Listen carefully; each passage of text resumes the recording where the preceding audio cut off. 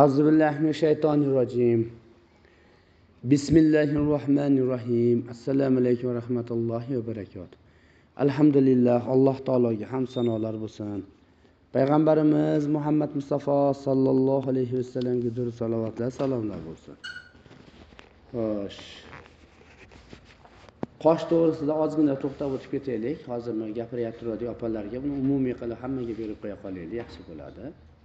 Qosh bu Alloh taolo siz bilan bizga bergan nihoyatda bir katta ne'mat hisoblanadi. Insonni mana eslaringizda bo'lsa, endi bu kattalarimiz biladi, 72 tarka davo deydi. Eshitgansizlar, a? Ya'ni insonda 72 xromosoma bo'lishligi aytib o'tib ketiladi. Tushuntiradimi? 72 dartga davo deb qo'yiladi, 72 ta xromosoma. 73-si bo'lib qolsa nima bo'ladi desa, haligi insonlarda faqat bir xillik bo'lib qoladi. Bunday insonlar ham bor. Tushuntiradimi? Yuz tuzilishi bir xil, unday karis qovoqqa o'xshab turib, bir xilda ketgan odamlarimiz. Jicha nogironroq holatida buni eplab, vojib sunnatlardan foydalanib hayotga qaytarib qo'ysa bo'laveradi. Xudo xolasa qaytib oladi. Xromosomaga o'zgartirishlar kiritishlik Xudo xolasa mumkin. Faqat vojib sunnatlardan foydalangan holatlarda uncha bosmayotgan qadamlari bosishi, yurmayotgan joylari, nogironlik holatlaridan chiqarib olishlik mumkin. Xo'sh, bu 72 xromosoma boshqaruvi, boshlanishi, asosi, ketishi qayerdan boshlanadi deyiladigan bo'lsa, Alloh taolo insonni mana onani qornida ham birinchi paydo bo'ladigan qoshi bo'ladi. Tushuntiradimi? Ashi chuvalanib boshlanishi qosh hisoblanadi. O'shandan 72 xromosoma insonning organizmi polni boshqaruvini markazi ushlab turgan joyi o'sha yerdan bo'ladi. Qoshdan bo'ladi. Tushuntiradimi? Qoshda butun 72 xromosomamizga, ya'ni 72 dardimizga bog'liqlik holatlari nihoyatda yuqori. Ya'ni ashini bir qismi desak bo'laveradi. Tushuntiradimi? O'tali chuvalchandi deymiz-ku. Bunday qarasiz, ag'i ham, bag'i ham birga o'xshaydi. Chuvalchandi bunday o'zi kallasi bo'ladi. Xuddi o'sha joyi, kalla joyi deganimiz qosh bo'ladi odamda. Qosh masalalari butun sistema xromosomalarimizni birinchi boshlanish holati hisoblanadi. Qoshdagi buzilishlik inson organizmidagi hayotidagi buzilishliklarga, dunyoqarashlar, xromosomadagi o'zgarishlar, ma'lum bir holatdagi xromosomadagi tarqoqliklarga olib kelib qo'yadi. Tushuntiradimi? Masalan, tarqoqliklar deganimiz nima degani desa, ma'lum bir holatda yo'nalishda harakati yaxshi, bunday qarasangiz sog'lom deysiz. Yana bitta yo'nalishda qarasangiz, yana yaxshi. Endi haligi narsalarni yig'inda qilib olib keladigan bo'lsangiz, buzilish bor. Bir bo'la olmaydi. Nimaga deyiladigan bo'lsa, bu qosh masalasida ma'lum bir nagruzka tushib qolganini evazi. Tushuntiradimi? Qosh masalasida ma'lum bir nagruzka tushib, inson boshqaruvini hisobda antennasi 72 xromosomani antennasi qosh hisoblanadi. Tushuntiradimi? Bu antenna deganimiz shunday narsaki, endi hozir sizlar tushuninglar deb soddaroq qilib gapiryapman-da bu narsani. Miya boshqaruv masalalarida shunday holatda ketaveradi deydigan bo'lsak, biz robot bo'lamiz. Tushuntiradimi? Ma'lum bir narsalarga moslangan bo'lamiz xolos. Masalan, mana nima boshqa zavodida bitta robot bitta detalni maytdan olib turmakka qo'yishni biladi xolos. Shunga shu programmalashgan. Tushuntiradimi? Yana bitta robot haligini bitta urib o'tib ketishni biladi. Yana bitta robot bitta teshib qo'yishlikni biladi. Bu ma'lum bir holatlarda bajaradi. Ali robotni xolasa odamning shakliga o'xshatib qo'ysin, xolasa xohlagan narsaga o'xshatib qo'ysin, qizig'i yo'q. Ma'lum bir narsani bajaryapti xolos. Ha? Programmalashgan narsani. Insonni qarang. Shu darajamizki, siz bilan biz. Mana do'ppimni ham yechib qo'yganim, mana qarang mana. Inson bosh miyani o'zi ikkiga bo'linib ketyapti. Bosh miyani o'zi. Orqa tomoni teng yarimi boshqaruvi, oldi tomoni teng yarimi boshqaruvi. Bosh miya butun sistemalarimizni har bitta boshqaruviga alohida ichidan kletga keltirilyapti. Hozir men sizlarga bu holatda tushuntirib beraman. U katta temada bu miya bo'yicha. Endi sistema o'rta miya, o'ng chap miya, arqa miya sistemalari shunday kelinib turib boshqaruvi hozirgi aytganimizdek Bluetooth orqali bu yerda Bluetooth deganimiz sizlar tushuninglar deb aytyapmiz. Mana insonning korobkasi bo'ladi, ikkita qoshini o'rtasida. Tushuntiradimi? Haligi joydagi bog'lanish bilan tanani harakatga keltiryapti. Yana ham soddaroq qilib tushuntirsam, motor ishlab turaveradi. Skorga bir so'siz, traktornikini so'siz taq etib tushadi-yu, yurib ketyapti. Ha? Tar qilib olib ketib qolyapti. Yana bitta mashinaniki yana bir xil, yana bitta mashinaniki yana bir xil, ha? Avtomat korobka deganimiz bor. Bitta solib qo'yiladigan bo'lsa, yurishiga qarab turib o'zi ichida ligirovkalarni qilyapti, ha? Insondagi bu holatimiz miya bilan butun sistemamizni boshqarishlikka hozirga aytganda 72 xil dardga davo deb sizlarga tushuntirganimdek 72 xil xromosomamiz butun sistemamizni boshqaruvi, biror bir holatda kasal bo'ladigan bo'lsa kasalligi, yana biror bir holatda siz bilan bizga asosiy bir nima bo'ladigan bo'lsa hisobda harakatimizga daxldor bo'ladigan bo'lsa, o'sha sistemamizda biz buzilish holatlari. Endi bu narsalar hammasi kelyapti, yana shu qoshimizga qadalib kelyapti. Tushuntiradimi? Shunday kelib turib, opajonlarcha gaplashmay tura olamizmi? Chunki bu fikriy narsalarni chalg'itib qo'yasizlarda. Shunaqangi bir holatda bo'linyaptiki, inson miya sistemasi butun tana organizmda harakatga olib ketishlikda korobka vazifasini ikkita qoshni o'rtasi bajarib qo'yyapti. Tushuntiradimi? Ikkita qoshni o'rtasi bajarib qo'yilyapti. Bu narsalarda insonning qoshi rosa katta rol o'ynayapti. Chunki o'zi mana qosh terishlikdan Alloh taolo qaytaryapti. Harom, qosh terishlik harom hisoblanadi. Tushuntiradimi? Endi oyatda yo'q-u deydigan bo'lsa, Rasuli nimani olib kelgan bo'lsa, shuni qabul qilinglar. Nimani harom qilgan bo'lsa, o'sha harom deyapti. Bo'ldi, bu Alloh harom qilganida, chunki Rasululloh sollallohu alayhi vasallam qosh tergan ayollarga qattiq berilganda bu narsa. Qosh terishlik harom narsa. Chunki desa qosh tergani hozirgi aytganimizda 72 xromosomalar boshqaruv holati o'zi chachilib ketdi. Bu yerdagi holat bir bo'la olmayapti. Aytganimizda 77 ta badbaxt erkakdan badbaxt holatda bo'lib turibdi haligi ayol. Qosh tergan ayol bilan man deganingiz borib olisha olmaysiz. Tushuntiradimi? Kelinchak bo'lsin, kichkina qiz bo'lsin, farqi yo'q haligilar. Deydiganimizda hammangizni taxlab qo'yadi. Nimaga? O'sha sistema potirab turibdi. U og'iz ishlab turibdimi? Uni haqiqatan qulog'i ham, ko'zi ham hay bo'ldi, basti ham ko'rmaydi. Faqat og'iz irrilab tashlangan bo'lib qoladi. Tushuntiradimi? Qosh terishlik nihoyatda bir rasvo narsalik uchun Rasululloh sollallohu alayhi vasallam qaytarganlar. Shuning uchun hozir mana shunaqangi bir chiroyli inson organizmidagi bo'ladigan boshqaruvga ta'sir doiralari o'ta salbiy bo'lganligi uchun endi biz o'sha narsalarni hozir mana sekin tushuntirib ketyapmiz-da. Nima bilan? Alloh taoloning inoyati bilan, Alloh taoloning fazli bilan. Tushuntiradimi?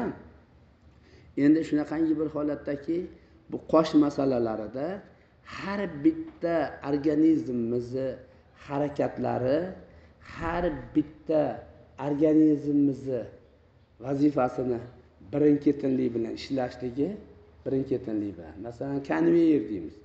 Albatta, konveyerda oddiy o'zimiz konveyerda qiladigan bo'lsak, g'ish otib turgan bo'lsak, qo'ldan qo'lga g'ish otilyapti. Ha? O'rtadagisi keyingisiga o'tib boradigan bo'lsa, o'sha konveyer buzilib qoladi. Ha? Hansa o'rtada ilib turgan uni hisobini olyapti, o'rtadagi hisobini keyinga olyapti. Endi bag'da otilgan g'ish uni qo'liga qarab otilib qoladigan bo'lsa, u hisobini olgan, buzilib ketadi. Qoshimizda bo'ladigan nuqsonlar, kasalliklar, terilishlar o'zimizda shu sun'iy ravishda ham, tabiiy ravishda ham olingan shikastlari insondagi organizmda konveyer ishlash holatiga ta'sir doiralari o'ta yuqori bo'ladi. Tushuntiradimi? Ya'ni konveyer o'zini funksiya holatini buzadi. Konveyer ishlanmay qoladi. Shu bilan haligi insondagi holatlar oddiy, masalan, oddiy bir narsaga fikr berib ketishligiga ham, bu tafakkur qismida bo'lganligi uchun fikr berishligida ham miya qo'shalmay turadi. Tushuntiradimi? Miya qo'shalmay turadi. To'xta deydi, qo'shalmay turadi, hisobini ololmay qoladi. Endi biror bir harakatlarda ham, boshqa narsalarda ham, hamma narsalarda ham shu. Endi ayniqsa nima? Hozirgi kunimizda achchiq bor, so'kishliklar bor, ha? Hozirgi kunimizda. O'zi nima? O'zi shunaqa bo'lish kerakmi? Achchiq, so'kishlik hammada bor bo'lsa, yo'q. Mo'min odamda u narsa bo'lmaydi. Nimaga bo'lmaydi? Hazrat Umarlar boshqa yo'q. Achchiqni mo'min odam shijoatga aylantiradi. Tushuntiradimi? Uniki uje boshqasi ishlab chiqarishda bo'ladi achchig'i. Shijoat. So'kishi jur'at bo'ladi. To'xta, mana uni bunday qil. Alloh harom qilgan deb jur'at qila olyapti. Tushuntiradimi? To'g'rilab qo'yaylik deyapti. Demak, hozirgi kundagi achchiq, so'kish degan narsalar bormi? Hozirgi kunimizda. Shijoat jur'atga aylanmabdimi? U ayolda qoshi terilgan, qoshdagi nagruzkadagi holatda yaqiniga ham bora olmaysiz. Hamma yo'g'ingizni so'kib sasib tashlaydiki, sizni oho, boshqalarning oldida yo'q, hammaning oldida bir pul, bir tiyin qilib tashlaydi. Tushuntiradimi? Shuning uchun bu qosh masalalarimizdagi holatlarda nihoyatda bir ahamiyatli bo'lamiz.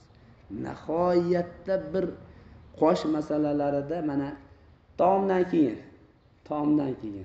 qoshlariga nomiga yog'ni o'zini bunday surtib qo'yishdik. Ha, odatlari bo'lardi. Ha, bobolarimiz, otalarimiz. Ha, to'g'rimi desa, qoshni parvarishiga bitta qarab qo'yishardi. Keyin yuvganda yuvilib ketardi.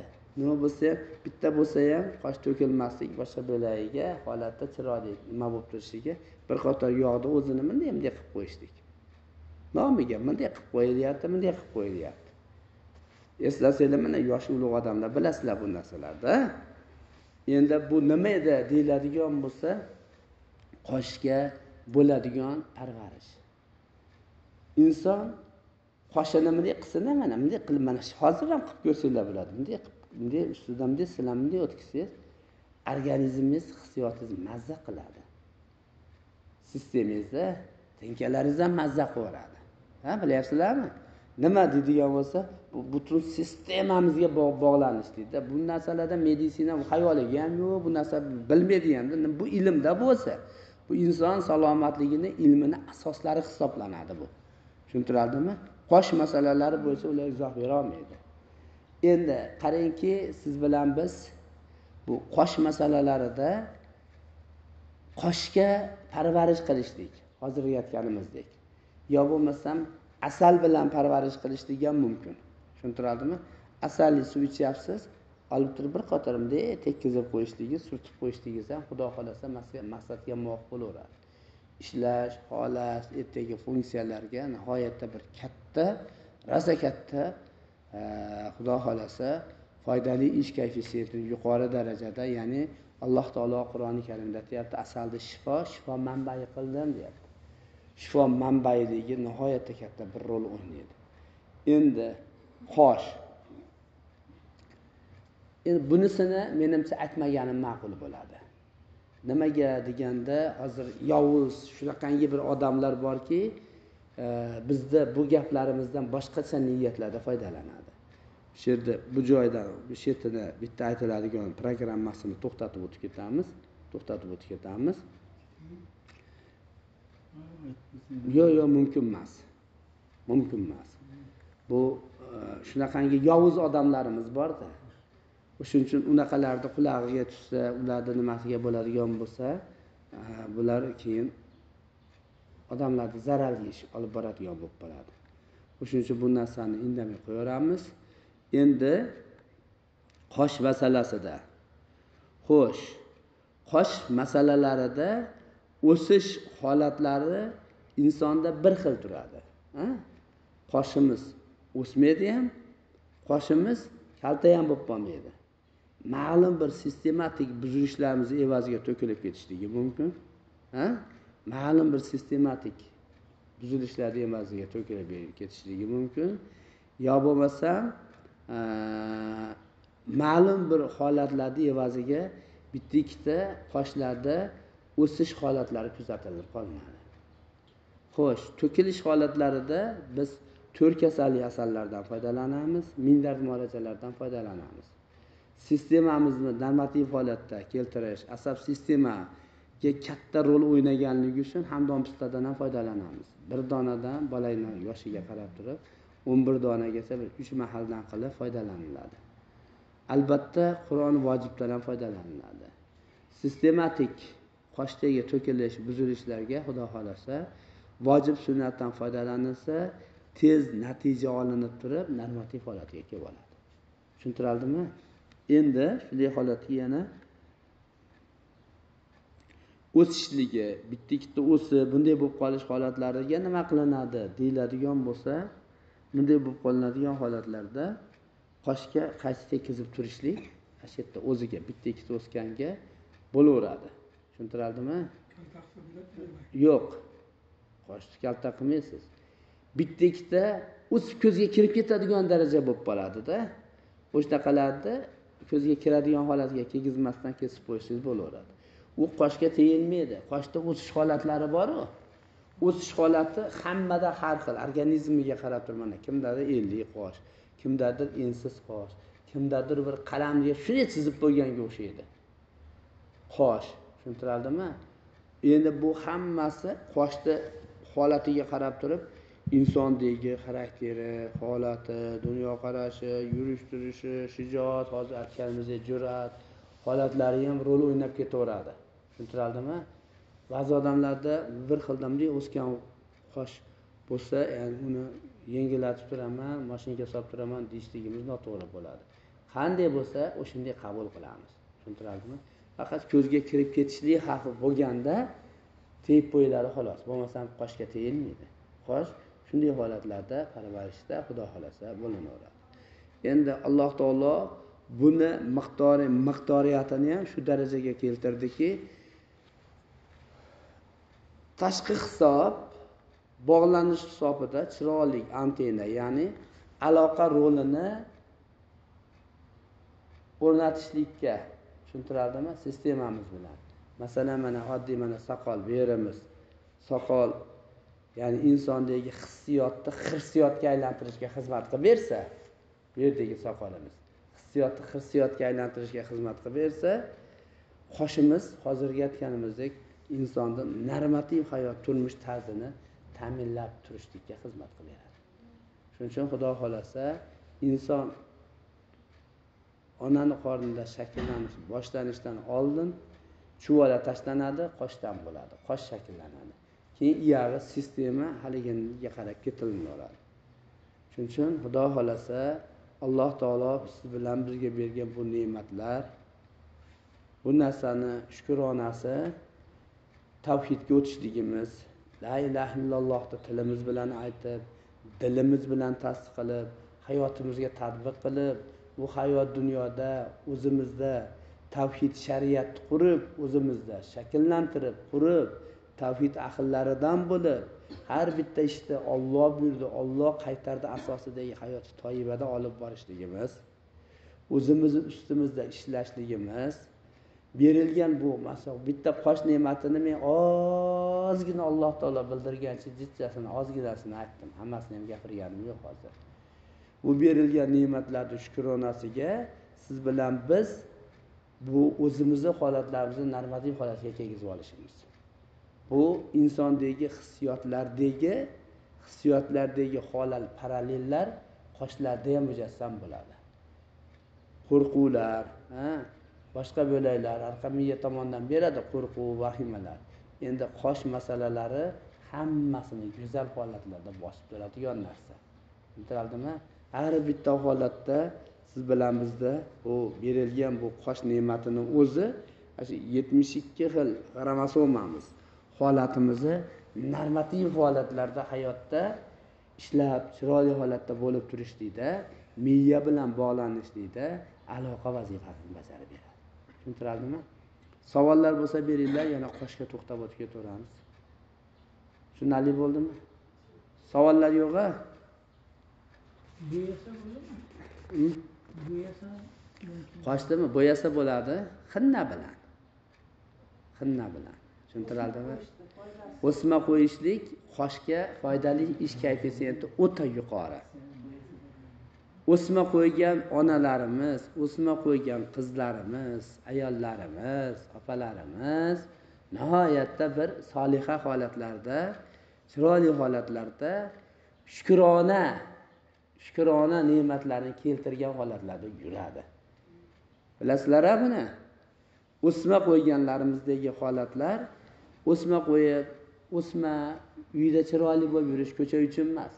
Yuradigan onalarimizdagi holatlar, ularni harakatlari, yurish-turishlari, uydagi harakat, ish, olib borishlari nihoyatda bir yuqori bo'ladi. Qosh parvarishligiga opajon so'ragandek o'sma rosa katta rol o'ynaydi. Tushuntirdimi? Endi biz bu narsaga keyin xinnadan qilsak bo'ladi, keyin basmadan bo'yasa bo'laveradi.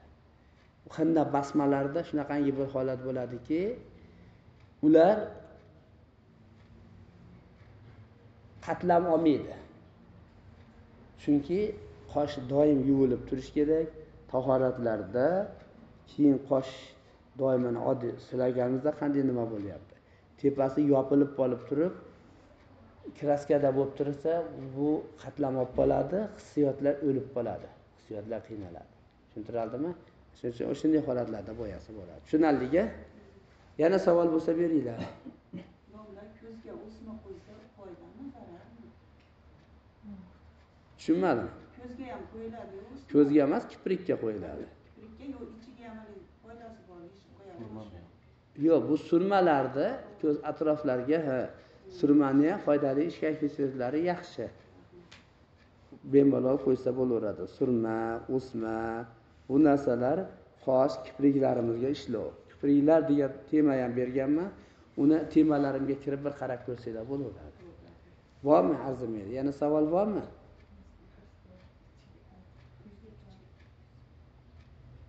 Opajonlar bo'ldimi? Yaxshi. Assalomu alaykum va rahmatullohi va barakatuh.